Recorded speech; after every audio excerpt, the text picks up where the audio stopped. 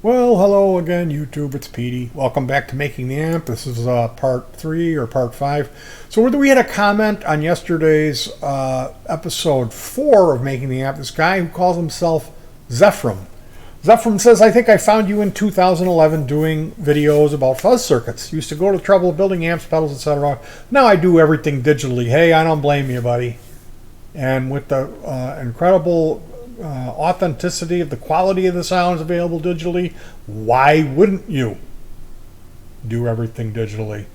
I'm glad you're still making amps and doing guitar things. Well, se01, it goes both ways, but reading a comment like this makes me glad I'm still doing it too. I cannot tell you how much I appreciated this positive comment from se01. So thank you. That's going to be comment of the day, week, month, and probably year. I don't get a lot of really honest, positive comments.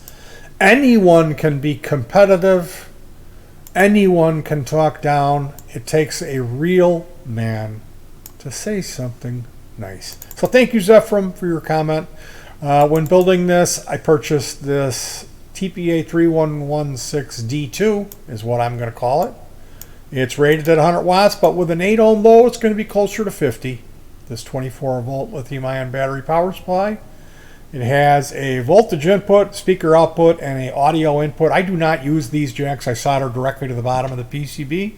And I also remove this trim pot, solder in a couple of pins, 3 pins there, and then I'll attach wires going to my own full-size potentiometer on the front panel of the amplifier board. So that way I can access this control on the amp just like you would, rather than having to open it up and adjust it with a screwdriver. So when I build a circuit, first thing I do is some photo editing. I'll enlarge this image that shows everything. You see here, it's just a handful of resistors, capacitors, a couple of little, what do you call those, ceramic caps. We got some Mylars or multi-layer ceramic caps, and then some electrolytic capacitors. A single diode for polarity protection. You can use a TL072.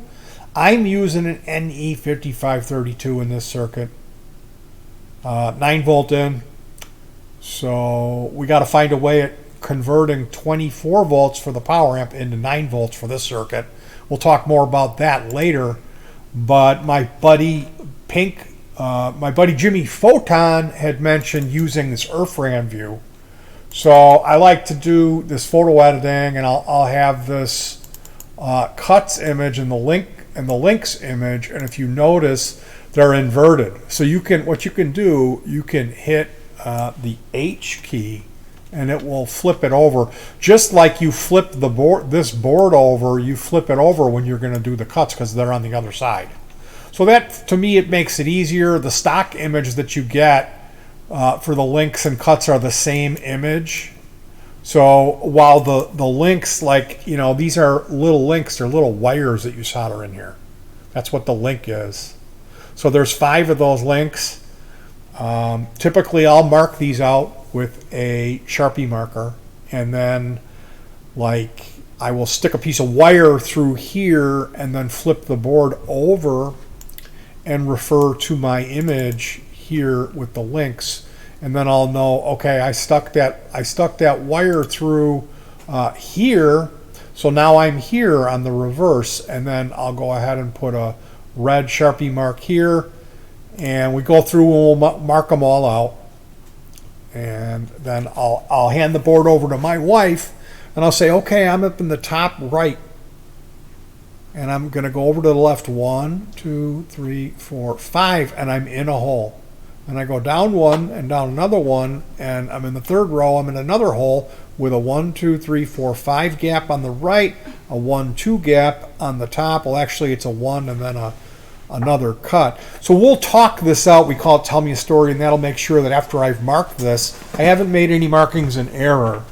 And once we've double checked it, then I go ahead and I use a drill bit, and I will manually, by hand, I will drill out the copper and make a cut in the strip. So that's how you do the cuts, and then you go when I have all the cuts done, I flip it back over and I mark up the rest of where the parts go with a Sharpie marker. And then I hand the board to my wife and I tell her a story and she checks my work. And once that's good, she'll pull all the parts and manually test them by hand with the multimeter. We have a meter that does a capacitance test too.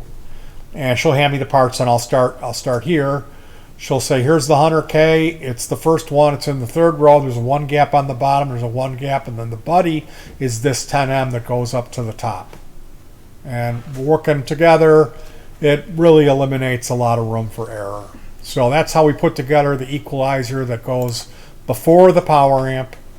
And let's take a look at some pictures here. So here is the circuit we were just talking about. Today I had to wire in all the potentiometers and all the connections. There's 3 extra ground connections here. We got 9 volts coming in off this voltage regulator board. So 24 volts comes in, 9 volts comes out. And then we have, here's the hot wire. You can see that yellow, and this is another ground. There's 4 grounds here, 1 facing this way and 3 more grounds facing the right.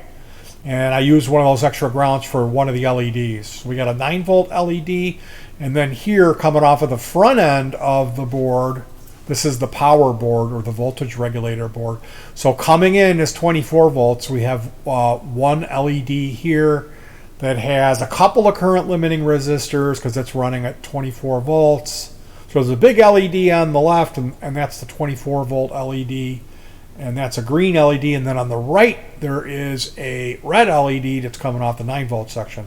So God forbid if something does fail on this board, I'll know, well, we got power coming into the stupid board and we don't got power going out. Well, that means the board failed.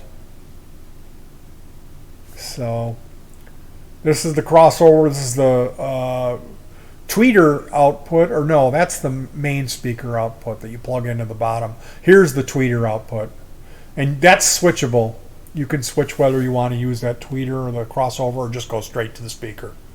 Part of the power amp. Here's the bright switch for the amp, bass, mid-range, treble control. Here's the master volume. Here's that LED I was talking about, the input jack, and here's a JFET buffer. Make sure you got nice, crisp, clean signal. So here's the power amp. Here's part of the switching system for the, if you want to go out of the amplifier straight down to the built-in speaker, or do you want to go through this crossover and then down to the amp and then over to the tweeter. So that's your choice. You want to just run the amp, you're more than welcome to do so. Then if you want to grab a tweeter for your amp modeler, this always sounds better with a tweeter, then you're going to go ahead and plug that tweeter into this jack and then hit the switch that's on the bottom of the chassis. So you can see that that's secured here. Here's the power input. It comes in on the bottom. There's a ground pad here. The original switch. Here's that other LED I was talking about. It's a red 5mm LED. Here's the current limiting resistor. You can see I've got little bands of heat shrink tubing. Petey's such a hack. All the wires are way too long. There's electrical tape all over the place. It's just a mess. Petey's such a horrible hack. Here's the fuse. It comes in, goes through the fuse, goes through the switch, and comes out. Goes to the power board. There's an LED off the input of the power board. And then on the output of the power board, which is putting out 9 volts, that feeds the EQ and the preamp. But the 24 volts coming off of this power switch, it splits off 2 ways. One way going to the voltage regulator board, the other way going right to the power amp.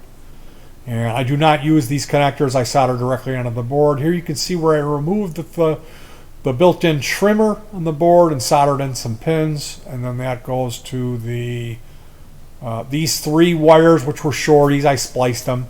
Again, what a horrible hack. Just unnecessary splices everywhere. Look at how improper wetting action. There's excess flux just dripping off of everything. Chunks of electrical tape everywhere that you look. Just filthy, absolutely full of debris and clutter.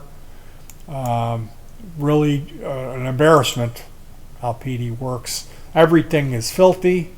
Nothing has been properly fastened or secured. It's all hanging in the wind. There's no extra care taken anywhere. PD is a horrible hack. Don't ever do what Petey does. You need to go to Guitar Center and